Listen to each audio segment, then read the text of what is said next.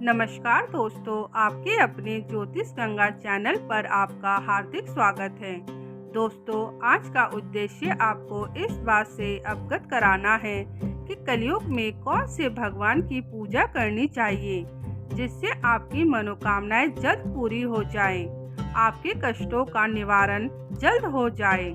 लेकिन यह आप पर निर्भर करता है कि किस देवता की पूजा करने में आपका मन लगता है और किनकी आराधना करने से आपको सुकून मिलता है। दोस्तों, अभी कलयुग का समय चल रहा है। जब सतयुग का समय चल रहा था, उस समय भगवान की पूजा अर्चना बहुत की जाती थी, जिस कारण भगवान खुद आकर दर्शन देते थे। भगवान दर्शन देने के साथ साथ मनोकामनाएं भी पूरी करते थे। लेकिन कलयुग में ऐसा नहीं होता है। कलयुग में सभी देवी देवता समय के साथ साथ देवता अपने विग्रह रूप में प्रकट होकर विभिन्न स्थानों पर स्थापित हुए और अब वर्तमान समय में देवी देवताओं की मूर्तियां या प्रतिमा स्थापित की जाती हैं। कलयुग अपने चरम सीमा पर है। कलयुग के 4 देवता जिनकी पूजा करने पर मनोकामनाएं जल्द पूरी होती हैं। ऐसा नहीं है कि कलयुग में धर्म का नाश हो गया या लोग नास्तिक हो गए, बस पूजा और तपस्या करने के तरीके बदल गए हैं। कलयुग में कुछ देव ऐसे हैं जो खासकर कलयुग के देवता ही कहलाते हैं और अपने भक्तों के कष्टों को बहुत जल्द ही दूर कर देते हैं। आज हम आपको ऐसे ही देवी देवताओं की जानकारी देने जा रहे हैं। सबसे पहले बात करते हैं हनुमान जी की। हनुमान जी कलयुग में सबसे अधिक उपास्य देव हैं। सीता माता के वरदान के कारण हनुमान जी आज भी धरती पर मौजूद हैं। हनुमान जी परम शक्तिशाली हैं। कलयुग में मात्र हनुमान जी के नाम के स्मरण से सब संकट दूर हो जाते हैं। इसलिए हनुमान जी को संकट मोचन भी कहा जाता है, क्योंकि वह अपने भक्तों के कष्टों को दूर कर देते हैं। हनुमान जी को शिव का अवतार माना जाता है।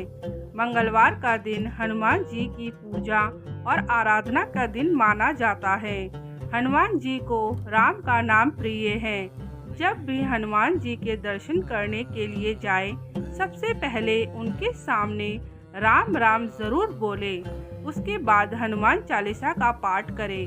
कलयुग के दूसरे देव काल भैरव हैं। हनुमान जी की तरह ही काल भैरव भी शिव के अवतार हैं। काल भैरव नाम बहुत खतरनाक लगता है, मगर बाबा काल भैरव भी कलयुग में अपने भक्तों की तुरंत सुनने वाले देव हैं। भैरव बाबा का स्वरूप बड़ा अनोखा है। काल भैरव बाबा के 4 हाथ हैं। एक हाथ में ब्रह्मा जी का कटा हुआ सिर और अन्य तीनों हाथों में खप्पर, त्रिशूल और डमरू लिए हुए हैं। काल भैरव भगवान शिव रुद्र अवतार है।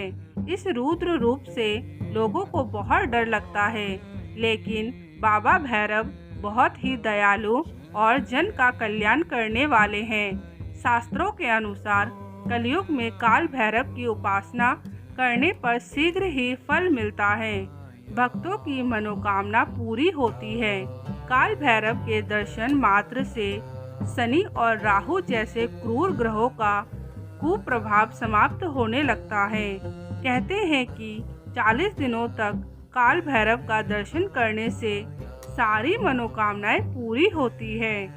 कलयुग के तीसरे देव खाटू श्याम जी हैं। हिंदू धर्म के अनुसार खाटू श्याम जी कलयुग में श्री कृष्ण से वरदान प्राप्त किया था कि वह कलयुग में उनके नाम श्याम से पूजे जाएंगे। श्री कृष्ण बर्बरी के महान बलिदान से काफी प्रसन्न हुए और वरदान दिया कि जैसे जैसे कलयुग का अवतरण होगा, तुम श्याम के नाम से पूजे जाओगे।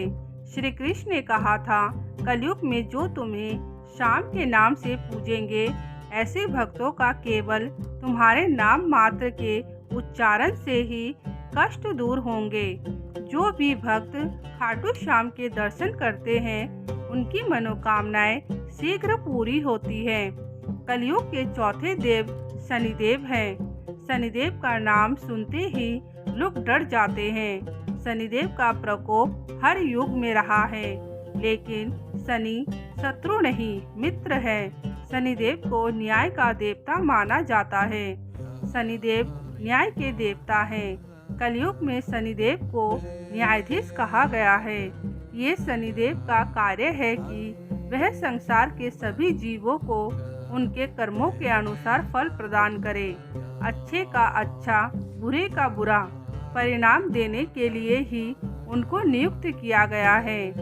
पौराणिक मान्यताओं के अनुसार शनिदेव का जन्म ज्येष्ठ अमावस्या के दिन हुआ था, इसलिए ज्येष्ठ अमावस्या को शनि जयंती के रूप में मनाया जाता है। इस दिन शनिदेव की पूजा अर्चना करके उनको प्रसन्न किया जाता है, जिससे शनिदेव भक्तों की सारी मनोकामनाएं पूरी करते हैं। दोस्तों, आज की जानकारी आप लोगों को कैसी लगी कमेंट करके ज़रूर बताइएगा और चैनल को सब्सक्राइब करना मत भूलिएगा।